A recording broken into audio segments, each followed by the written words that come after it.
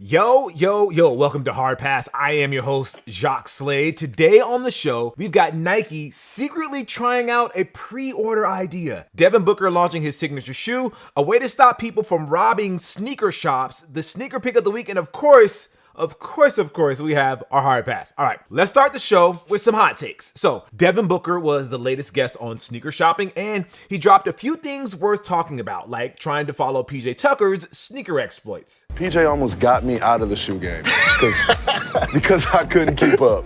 Like, he doesn't fake it. It's not for show. He's the type that'll show up to a workout in Red October Yeezys. Crazy. Like, just to live. Yeah. Not even on the court. And it's every day with him. Yeah, I'd give up too if I was Book, especially now that he's got his own signature and doesn't have to worry about that life anymore. But he also confirmed that the orange colorway of the Book 1, maybe the most polarizing pair that's been revealed so far, is only limited to 500 pairs. You hear that? That's the sound of people on IG and TikTok typing in the comments. Wait, there's only 500 of these? Oh, wow. Man, these are growing on me, son. Right. Anyway, a big topic in the sneaker world and the world in general is the increased attention towards robberies at retailers. Some might even say it's always robbing season. I would offer some counters to that narrative, but that's for another time. Anyways, Distance, a boutique shop in Paris, put their own spin on the heightened awareness by offering customers and maybe even some real opportunistic swipers the chance to snatch some merch. But only if they outrun French Olympic runner Meba Michael Zizi. Zizi once ran the 100-meter dash in less than 10 seconds. So, yeah, good luck with that. At the end of the day, the final tally was 74 caught and 2 who got away.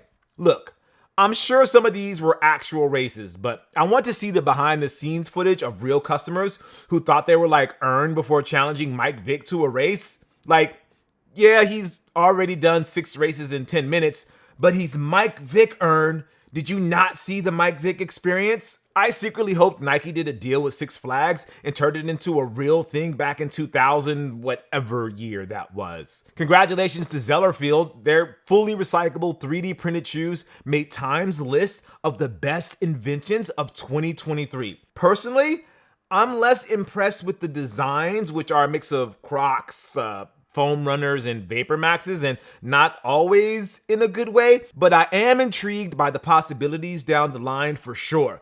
Of course, I can't wait for someone to inevitably sell 3D printed bootleg Jordan 1s and be surprised that Nike is suing them, but the swoosh is pixelated, it's not the same thing. Good luck with that. Adidas will not be selling their remaining Yeezy stock for the rest of the year due to the ongoing war between Israel and Hamas. Does Jacques Slade have a comment about that? Nope. Like the name of this show? Hard Pass. Giannis Antetokounmpo is back with his yearly tradition of handing out his latest Zoom freaks to his teammates. It's a fun video every time. But of course, my mind immediately went to, is he going to give Dame a pair? I mean, Damian Lillard is Adidas ride or die. Like, nobody reps for the 3 stripes harder than Dame has for the past decade. There's a part of me that was hoping that Giannis would offer Dame a pair. Dame would be so offended that he would throw it in the trash, a la Kobe throwing Nick Young's Adidas in the trash. Giannis would be so hurt by it that he would demand a trade to the Lakers. But that wasn't the case. Oh, man. Hey, man, I appreciate it, man. I really appreciate it. Make sure you give me one of yours, too. I got you, man. Hey, I need mine signed. Your good signature. Aw, that was so nice. Dame appreciated the gift. Giannis asked for a pair of Dame's kicks, which I'm sure is going to be a video that we're going to see in the future. It was cool, man. Look, this goes to show us that these athletes don't care about brand warfare like fans online do. Nike or Adidas, PlayStation or Xbox. The solution is to buy them both. This is the future that Jaylen Brown wants, man. Let him be free. Editor, can you add some echo to that part to make it sound like really dramatic?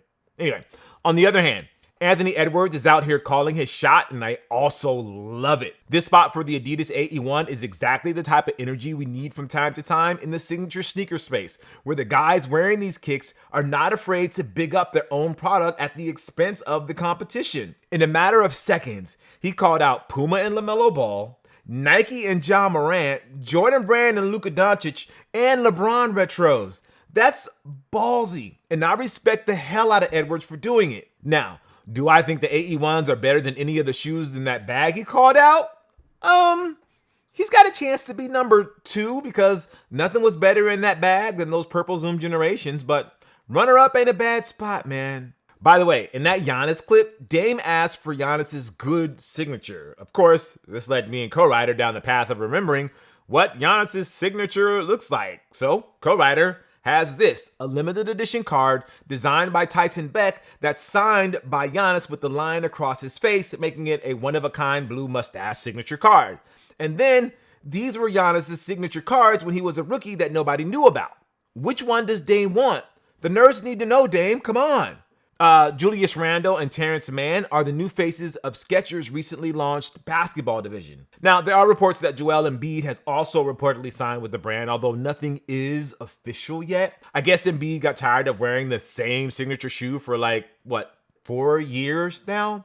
Has anybody had that long of a signature shoe run with just one signature shoe? Anyways, people are going to make their jokes, and understandably so. Skechers does open themselves up to a lot of deserved ridicule in the sneaker culture, but they don't really cater to us, and they're damn successful at it. Remember Kanye tried to barge his way into a meeting last year at their corporate offices after he got booted by Adidas and was turned away? So all those Ye stands would be wearing Skechers now if things had turned out differently? I feel like these Skechers basketball shoes being worn by Randle, Mann, and maybe Embiid will not be serving the crowd that watches videos like Hard Pass or follows all the big sneaker accounts on IG and TikTok like @Cousteau, plug. But I can see them on the feet of very casual hoopers who don't like Nike or Jordan brand or Adidas or Puma or Under Armour or Reebok or New Balance or Leaning or Anta or Peak or that other brand that Austin Reeves reps, Rigor. Are they out there?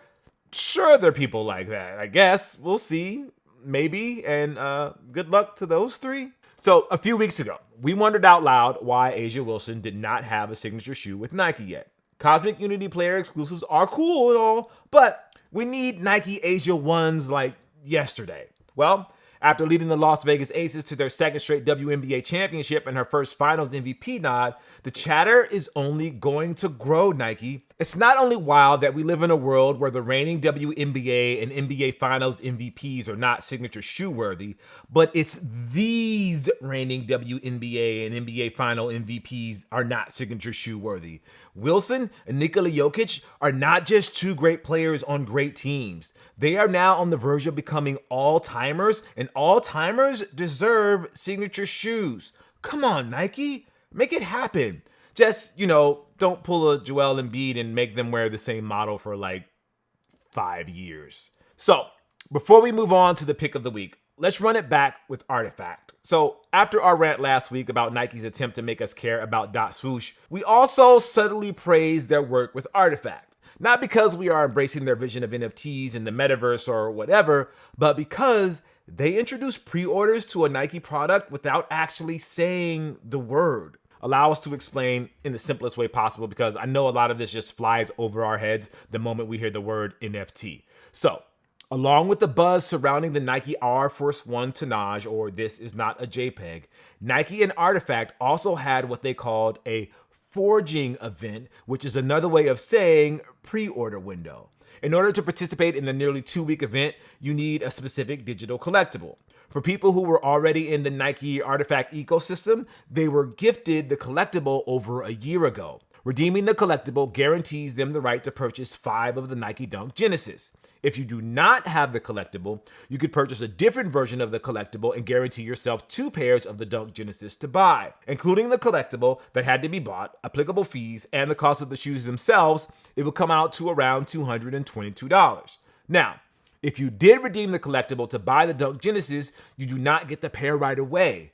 No, there is a 6 to 8 month waiting period before the shoes will be shipped to you, which is not unlike a pre-order where a retailer takes your money, makes the exact number of products to fulfill the demand, and ships them out months later. Where this differs from pre-ordering a book or a Blu-ray movie or a video game console is that you first need a collectible that you will surrender in order to participate. So you're probably wondering, Well, why doesn't Nike just open a 2-week pre-order window for something that's dropping in 2024? Like, say, the Air Jordan 4 Bread Reimagined. Let everybody who wants a pair pre-order it now and then just wait a few months for it to ship. Well, the problem is that if you let everybody pre-order, Nike is opening themselves up to a lot of chargebacks, cancellations, and other unforeseen problems because, let's be real, they can't trust people to do the right thing. By adding this extra layer of digital collectibles, it reduces the possibility of chicanery and buffoonery by a large margin.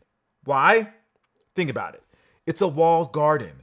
This is like the early days of the sneakers app when you needed a password to get in. It's crazy to think about, but there was actually a time when people actually enjoyed using the sneakers app. It didn't mean that everybody got the shoe that they wanted, but there wasn't a fear of bots and culture vultures ruining everything. In a backdoor kind of way, Artifact might have just stumbled upon a solution to the sneakers problem. The problem is, of course, it's going to cost people even more money on top of the increased cost of these kicks. The question is it worth it to you? Would you be willing to purchase a ticket that guarantees you a pair of your choosing as long as you redeem them within a specified time and wait 6 to 8 months for it? I think there will be a lot of people that will be down for that, but I don't know if it'll be enough.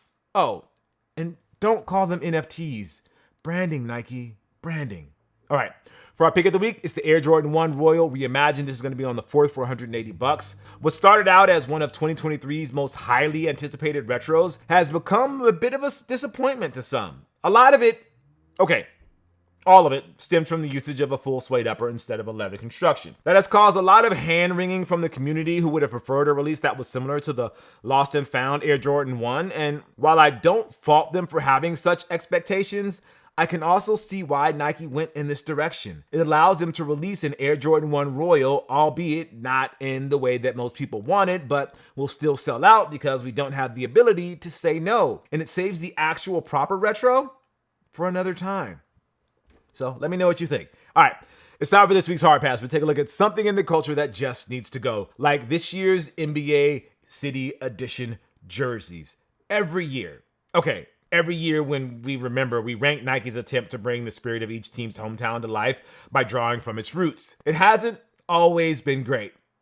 Actually, it hasn't mostly been great. There's a reason why the first 60-something years of the NBA jerseys were so iconic, because they were the first, the designs lasted forever, and we got to see so many memorable moments in them. Like, the red, black, and white of the Chicago Bulls would not have the staying power it does if Michael Jordan wore those St. Patrick's Day green half the time and threw on some variation of the Chicago flag every year. And when teams started to introduce alternate jerseys in the 90s and 2000s, like the Orlando Magic blue unis made famous by Shaq and Penny, or the Lakers Sunday whites, they actually fit into the team's aesthetic nicely. But ever since Adidas and then Nike became the official outfitters of the league, they kind of ruined the mystique. Jerseys with sleeves, holiday jerseys. Okay, the Christmas jerseys were nice one year, but that's it. Jerseys with colors that barely have any relation to the team and designs that reek of coming out of the oven too hot or too cold. The biggest offenders have been the City Edition jerseys. Like, it's obviously a way for Nike to make more jerseys and more money in the process, but who's buying the 5th variation of a Buzz City jersey or another gold-themed OVO Raptors jersey? It has gotten so bad that there are people actually clamoring for Adidas to come back. Y'all were begging for Nike to take over when Adidas had the job. I'm confused, internet. Help me out here. That's not to say there haven't been bangers. The Miami Heat's Vice series, the Kobe Bryant designed Black Mamba uniforms for the Lakers, and of course the Phoenix Suns The Valley jersey that were so good we should petition the Suns to make them a part of the regular arsenal. But for every Vice jersey, there's 10 forgettable Knicks and Magic jerseys that are slightly worse than their regular kit. And then there's Oklahoma City's attempt to make you forget that they were once the Seattle Supersonics, and there's whatever the hell it is that Dallas does every year. Back to OKC though. No offense to Thunder fans, but could you imagine how cool Seattle City jerseys would be? Anyways, for this week's Hard Pass, we're power ranking this season's City Edition jerseys.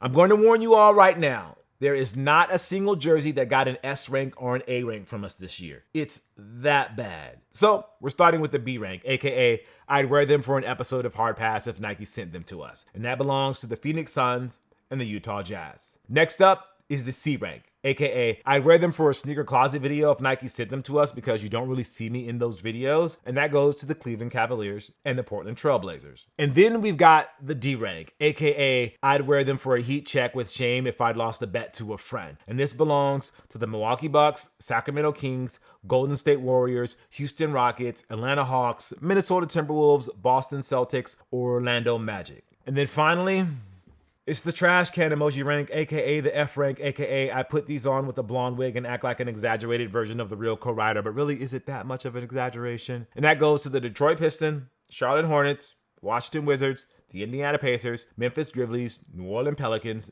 Dallas Mavericks, New York Knicks, Miami Heat, Brooklyn Nets, Chicago Bulls, Toronto Raptors, the Oklahoma City Thunder, Los Angeles Clippers, the Denver Nuggets, Philadelphia 76ers, the San Antonio Spurs, and my 17-time world champion Los Angeles Lakers. Yeah, that's right.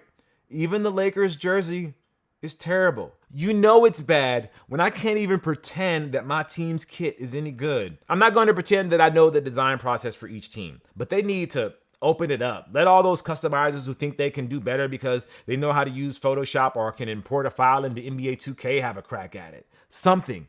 Anything is better than this. Oh, and check to see if any of them are made by AI. However, if these jerseys were all designed by AI, aka Allen Iverson, I would totally be back on board. All right, that's going to do it for the show. Thank you guys for watching Hard Pass. I am Jacques Slade. I'll see you next week. Our latest Sneaker Closet video is live on the socials at Cousteau. Shout out to friend of the show, John Kim, for his time. We've got this week's releases big and small on the Heat Check at the regular Cousteau channel. And yeah, like, subscribe, comment, and all that good stuff here on the Hard Pass channel. If you'd like to possibly be featured in a future episode, call us at 818-493-9325. Leave a short message, your socials if you want. No more than 30 seconds. All right, I'll see you next week.